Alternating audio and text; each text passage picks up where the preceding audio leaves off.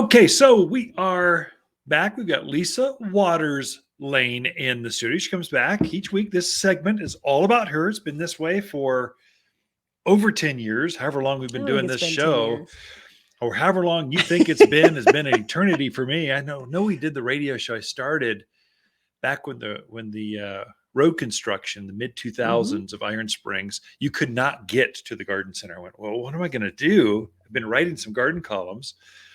And so we've been doing that since 2000 or whatever. And I went, okay, well, we'll create a radio show and it'll be a live call-in show, which is very complicated. The logistical nightmare. Back in, that was 05, 06. So it's been a long time. That was. And then we just went, you know what, you need an engineer, another staff, a screener. You need 10 other people to have a call-in show. We'll just answer emails that we get throughout the week. And then you and I can just do it. And that's so much easier. It truly is. And some of the questions coming through the telephone were not as good as others. Here we can just screen out, only get the good ones. So anyway, we decided too much man speak. What do they call that? Mansplaining on the radio show. We need a more sensitive, softer touch. So Lisa comes in and shares her softer, quite frankly, smarter garden tips. So anyway, set you up okay? Sure. Speaking of sensitive and soft and pretty, I brought in some. So we're starting to get new crops of violas and pansies and kale. And I thought I'd bring a few in just to share. So people that need a little pop of color. It's pretty red. Look at that. Yeah. Very nice. So that's a viola. Those of you watch, you should explain it because this is the vlog. So the video piece, people are watching. It's great. Yeah. But for those just tuned in on their airwaves, that's a little Johnny Jump Up viola. So it has the two different colors in the blossom, a little bit smaller blossom than, say, the pansy. So that's a nice, pretty orange pansy. You can see how big the blossom is. Those look good together. Yeah. And both of them super easy to grow. Love the cool seasons. They're going to take a snow on them and not care. Just wonderful color for this time of year. This is the ornamental kale. So people always ask me, can you eat that? I'm like, well, yeah, you could. The javelina It's a little, javelina. It could be a little more bitter, but this is more ornamental. It's just decorative. And these get huge. Yeah. I mean, they get a good 2 foot around. Yeah, 18 inch or so, something like that. Ours is probably every bit of 14, 18 inches across in a container. Right. In the backyard, in the shade. And it's thriving. So it's had snow on it for, I don't know, a month and a half. So it's still beautiful. So these are wonderful colors that you can put in now, and they'll go all the way into May. I mean, you are going to get your money's worth out of these guys. And then the nice thing about like the little violas too is they frequently reseed. Yeah. I find them coming up all around our little yard and I'm like, oh, look at that. In the middle of the driveway. Or you're going, how did it pull that off? It's just happy it's happy in the winter. It's these are winter blooming, at least up to about 6,000 foot level and lower. They're winter blooming plants. And so I was helping a gal today. She's going, oh, these are in a little bit early. I usually put them in a little bit later in spring. I'm going, I put mine in fall. So I get the full winter glory of the blossoms. Yeah. They got a pretty smell to them. They do. Too. They smell good. But yeah. We've also had Snapdragons in, Dusty Miller, all those kind of cool season stuff. If you want to do your pots by your front doors or out in the yard, great time to do it. Pick a nice day. If you're bored, just get a handful of plants and some fresh potting soil and just do that container out by the front door. You'll be happy you did. And so will the bees. I noticed when it's warmer, the honeybees are hungry because they've been hibernating. They're coming out and they're foraging. There's not a lot for them to forage for. So they're attracted to anything right now. So it's they're busy in the upper greenhouse, right?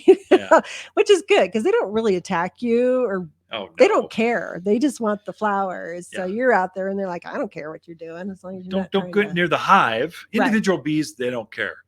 The hive, that you should be careful. We come in, we got a beekeeper we can line you up with that'll come harvest them and collect them and put them into a hive. But we digress. That's not what we're talking about today. Right. What are we talking about? So Manzanita. Oh, there we go. So we got our Manzanita in. So the Manzanita are one of those plants that growers typically don't like to grow. They don't like them at all. They don't. They're hard to get started in pots and containers. And so a lot of growers, they just don't want to mess with it because it's too much of a challenge. We know a gentleman who's been in the garden industry a long time. And this is like his passion was manzanitas. And he would go collect little slips of manzanitas off the native ones and get him going. And he's got a beautiful growing field of manzanitas now. So we actually have some accessibility to manzanita, which we haven't had in the past. So we're bringing in, I think, 4 different varieties of manzanita. The first one is the Mockberry, sometimes called Kinnikinnick, sometimes called Bearberry. Is there another name I go? Creeping Manzanita. It's an evergreen with the red bark, but just stays really low, ankle high or lower. It makes a great ground cover. So that's a really nice one. If you, kind of out there further away from the house, if you need something growing out there that doesn't take a lot of extra care, that is a perfect one for that. Actually looks nicely going over retaining walls. Just a really good multi-purpose ground cover out there. The other one is Panchito. So Panchito was developed in 2005. I found out. Has it been that long? Yeah. Wow, it seems like just yesterday. Must mean we're getting older. I don't know. Say yourself. So Panchito probably gets about 3 feet tall, probably 4 feet wide. Has a nice oval leaf to it. There again, has that really beautiful cinnamony red, purpley bark to it. All the manzanitas bloom in spring. Some have a Usually really March, something like that. Mm-hmm. Into February, March. Mm-hmm.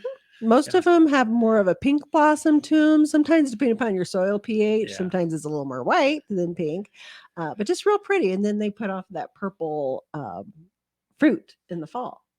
And then Chieftain, which was developed in 2013, about the same height and width. The leaf on the Chieftain is a little bit bigger, so it's a bigger oval leaf to it, whereas Panchito has more of a narrow, traditional leaf. Traditional native look. Right. So those 2 coming in, nice shrubs, nice to put out. And then we have one called Austin Griffith. So Austin Griffith gets big. So it's easily going to reach here a 6x6. Head high. That's you good. could, with a little bit of time, it'll get actually up to 9 feet tall. You can train it into a tree form if you want to do that. Again, nice evergreen. All of these are evergreen. The Austin Griffith also is faster growing than the other 2. So it's a little bit faster growing. It's like a zone 7. So maybe not, you wouldn't maybe want to put it up at Groom Creek, but the Dewey, Prescott Valley, Chino, all those areas, perfect for it. How about in a sunny area? I think so. You could, if you never tell a gardener what they can or cannot plant, they're going to try it, and they'll find a way to make it work. But in a sunny area, it'd probably be fine. But definitely that 6,000 foot lower, you're golden all the way down to, I would say, Spring Valley, Camp Verde, Sedona.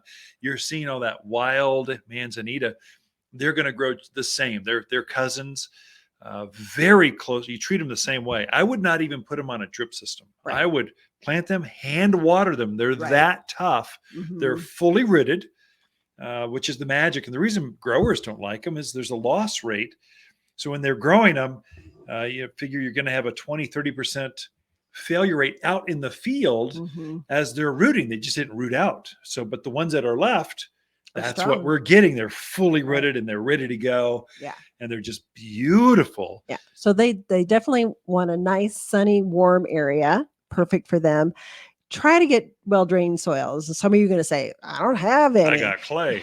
Right. Raised bed, a pot. Raised bed, do a pot, or really amend that soil so that you have good drainage. Just a nice sunny spot for them. And they'll very low maintenance. Then kick dirt at them, talk curse at them, just kind of treat them badly, and they'll thrive in your yard. That's how manzanita work out. So this is the only crop we're probably we'll get some more of that bearberry or the creepy one. Maybe we can get some of the Howard McMahon, some of the taller ones, but it's really, crop rotations are really weird right now. They're running out because gardening. is popular again. Yeah. In fact, 8 out of 10 young people say gardening is cool. It's like we're going back to the late 60s, early 70s. Oh my gosh. We're cool again. Ken and Lisa Lain, the Mountain Gardeners. Be right back after this. Hold on.